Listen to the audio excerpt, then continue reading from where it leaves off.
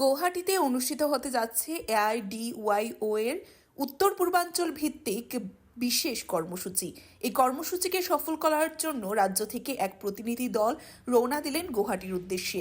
উত্তর পূর্বাঞ্চলে 7টি রাজ্যের প্রতিনিধিদের সম্মিলিত উদ্যোগের মধ্য দিয়ে আগামী 11ই ফেব্রুয়ারি গৌহাটিতে এআইডিওয়াইওর উদ্যোগে যুব কনভেনশন অনুষ্ঠিত হচ্ছে। এই কনভেনশনে অংশগ্রহণ করার জন্য আজ ত্রিপুরা রাজ্য থেকে এক প্রতিনিধি দল রেলযোগে গৌহাটির উদ্দেশ্যে রওনা দেয়। সংশ্লিষ্ট কর্মসূচিতে অংশগ্রহণ নিয়ে আগরতলা রেল স্টেশনে অপেক্ষমান সাংবাদিকদের সামনে প্রতিক্রিয়া ব্যক্ত করতে গিয়ে সংগঠনের রাজ্য নেতৃত্ব ভবতোষ দে দাবি করেছেন, এই কর্মসূচির মধ্য দিয়ে আগামী দিনে গোটা ভারতবর্ষের যুবজনদের জন্য লড়াই আন্দোলনকে বলিষ্ঠ করার উদ্যোগ গ্রহণ করা হয়েছে।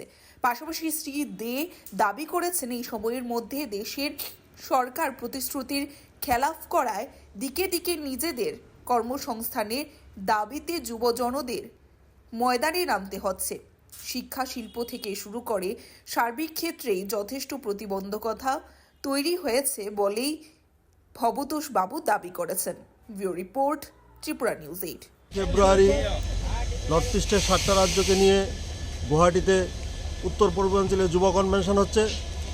এই যুব কনভেনশন থেকে আমরা দাবি রাখছি, অবিলম্বে কেন্দ্র এবং রাজ্য সরকারের সমস্ত শূন্যপদ পূরণ করতে হবে এবং যুবকদের কর্মসংস্থানের ব্যবস্থা সরকারকে করতে হবে। তার পাশাপাশি মদ মাদকদ্রব্য নিষিদ্ধ ঘোষণা করা এবং অপসংস্কৃতির বিরুদ্ধে তীব্র যুব আন্দোলন করার লক্ষ্যে আমরা অল ইন্ডিয়া ডিআইওর উদ্যোগে আগামী দিন গুয়াহাটিতে সমাবেত হবে নর্থ ইস্টের 7টা রাজ্যকে নিয়ে। আপনারা জানেন, নর্থ ইস্টের রাজ্যগুলোতে কোনো শিল্প কারখানা না থাকাতে যুবকদের একমাত্র কর্মসংস্থানের অবলম্বন হচ্ছে সরকারি চাকুরি। আজকে সরকারি চাকুরি এক প্রকার বন্ধ, যা কিছু হচ্ছে সেটাও অস্থায়ী নিয়োগ হচ্ছে। বিশ্ববিদ্যালয়গুলো, কলেজগুলো শিক্ষক স্বল্পতায় ভুগছে। শিক্ষাক্ষেত্রে বলুন, সব সরকারি অফিসগুলোতে আজকে কর্মী সংকোচন দেখা যাচ্ছে এবং যারা রিটায়ারমেন্টে যাচ্ছেন ওই পদগুলো আজকে অবলুপ্ত হয়ে যাচ্ছে এবং কেন্দ্রীয় সরকারের প্রায় 23 লক্ষের উপর শূন্যপদ খালি কেন্দ্রীয় বিভিন্ন দপ্তরগুলোতে। আজকে কেন্দ্রীয় সরকার এগুলোকে নিয়োগ করছে না, কিন্তু এই সরকার প্রতিষ্ঠিত হওয়ার আগে 14 সনে বলেছিল যে বছরে 2 কোটি চাকরি দেবে। আজকে দেখা যাচ্ছে মোদী সরকার বিভিন্ন সরকারি যে প্রতিষ্ঠানগুলো আছে, যেগুলো লাভজনক সংস্থা, সেগুলোকে পর্যন্ত বিভিন্ন অবলম্বন করে বিভিন্ন বাঁকাপথে বিভিন্নভাবে এই সরকারি সংস্থাগুলোকে বেসরকারি পুঁজিপতিদের শ্রেণীর হাতে তুলে দেওয়ার চেষ্টা করছে।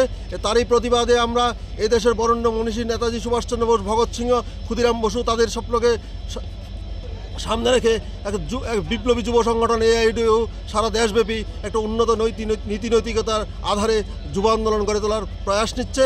এই প্রয়াসের অঙ্গ হিসেবে এই যুব কনভেনশনকে সফল করার জন্য আমরা এই নর্থ ইস্টের সমস্ত নাগরিকদের কাছে আবেদন রাখছি আমাদের এই আন্দোলনকে সফল করে তোলার জন্য। আমি ভবতোষ দে, অল ইন্ডিয়া ডিআইও রাজ্য সভাপতি।